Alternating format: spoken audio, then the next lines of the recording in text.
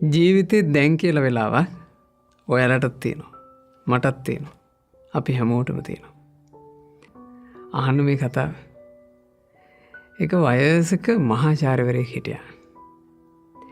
ඒ මහාචාර්යවරයාගෙන් ඉගෙනගත්ත ශිෂ්‍යෝ පිරිසක් මහාචාර්යවරයාව බලන්න ආවා. ඒගොල්ලෝ ඔක්කොම යම් පමණකට සල්ලි තියෙන, හොඳ රස්සා කරන, හොඳ සමාජ තත්ත්වයක් තිබ්බ අය.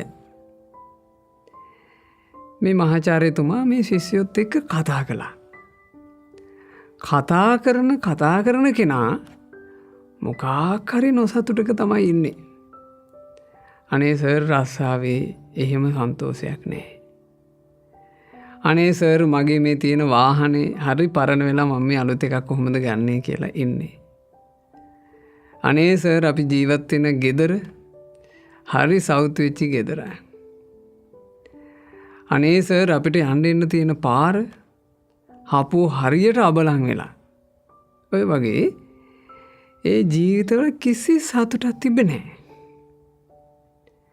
මේ මහාචාර්යවරයා කල්පනා කළා මේ දරුවන්ට මං පාඩමක් උගන්වන්න ඕන.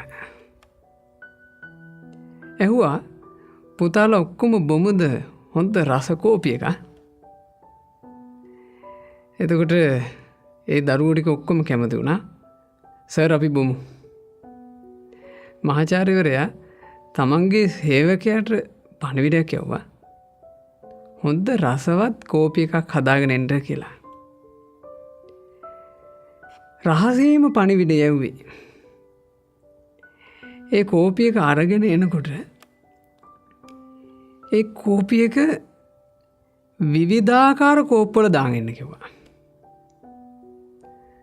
එතකොට සාමාන්‍යයෙන් ආගන්තුකයන්ට අපි තේ එකක් අරගෙන එන්නේ, කෝපි එකක් අරගෙන එන්නේ එක වගේ ලස්සන හොඳ කෝප්පවල දාලානේ.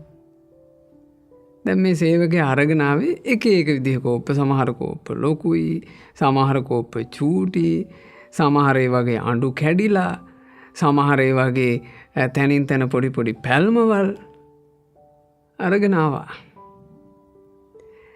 මහාචාර්යවරයා දරුවන්ට කිව්වා දරුවනේ කෝපි එක ගන්න. මේගොල්ලෝ කෝපි එක අතට ගත්තට බොන්න හිතෙන්නේ නැහැ. කෝපි එක ගැන කිසි පැහැදීමක් නැහැ. ඇයි අර කෝප්ප ඔක්කොම සවුත්තු එක විදිහ කෝප්පනේ.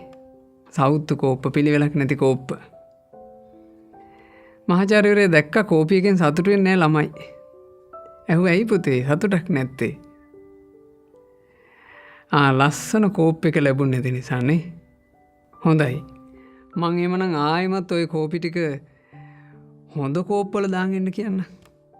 අර සේවකයා අර ඔක්කොම ටික එකතු කරන් ගියා. හොඳ කෝප්ප ටිකක ආයිමත් ඒ කෝපි දාන් ආවා. දැන් ලැබෙනවා හොඳ කෝප්පවල කෝපි ටික. හැබැයි බොන්න ගන්නකොට ඒ කෝපි එක නෙමිලා. ඒ කෝපි එකේ යම් රසයක් තිබ්බද ඒ රසය නැති වෙලා. ඒ සීතල වෙච්ච කෝපි එක මේ දරුවා අමාරුවෙන් බොනකොට මහාචාර්යතුමා ඇහුවා මොකෝ දරුවනේ කෝපි එක නිවිලද? ඒකනේ සර් කෝපි එක නිවිලා. කිව්වා පුතේ ඔයාලට කෝපි එක ලැබිච්චිම මොහොතේ කෝප්පේ ගැන මහ ලොකුවට හිතන්නේ නැතුව කෝපි එකේ රසය වින්දන හොඳ උණුසුම් රසවත් කෝපි එකක් ඔයාලට විඳින්න තිබ්බා. නමුත් රසවත් කෝපි එක තියෙන කෝප්පේ ගැන හිතන්න ගිහිල්ලා අවසානයේ හොඳ කෝප්පේ ලැබෙනකොට කෝපි එක නිමිලා. ජීවිතේටත් ඔහොම වෙයි කිව්වා. හොඳ නුවණින් තේරුම් ගන්න කරුණක්.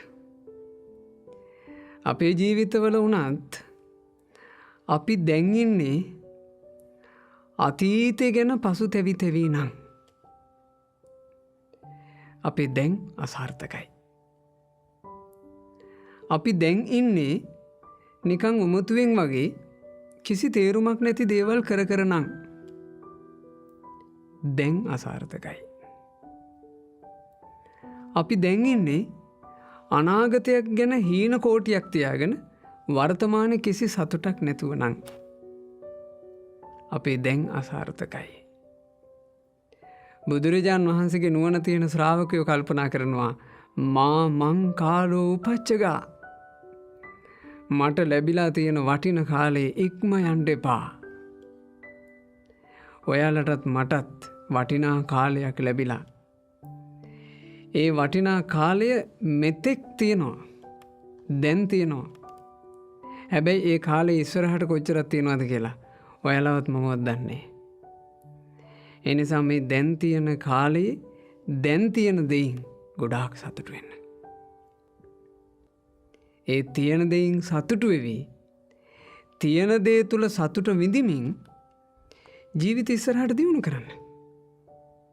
හැමතිස්සෙම තියෙන දේ තුල සතුටක් විඳින්න. කවදාවත් Tamanට තියෙන දෙයකට සාප කරන්න එපා. තියෙන දෙයින් සතුටු වෙන්න. ලෞකිකව තියෙන දෙයිමුත් සතුටු වෙන්න. ඔයාලගේ ජීවිතේ ලෝකෝත්තරව තියෙන දෙයිමුත් සතුටු වෙන්න. ඒ සතුටු වෙමින් ජීවිතේ ඉස්සරහට යනවා නම් ඔයාලා හැමදාම දැන් සතුටින්. දැන් යහපත් සතුටක් අපි ජීවිතේ විඳිනවා නම් අපි හැමදාම සතුටින්. එනිසා ලෞකික ජීවිතයටත් ඕක ගලප ගන්න. සන්තෝෂෙන් ජීවිතේ දියුණු කර ගන්න. ලෝකෝත්තර ජීවිතේ උනත් දැන් පුළුවන් තරම් සතුටින් පින් කර ගන්න. දැන් පුළුවන් තරම් සතුටින් කුසල් වඩා ගන්න. දැන් පුළුවන් තරම් සතුටින් ගුණ ධර්ම දියුණු කර ගන්න. දැන් පුළුවන් තරම් සතුටින් ධර්මයේ හැසිරෙන්න. දැන් කළ යුත්තේ එයයි.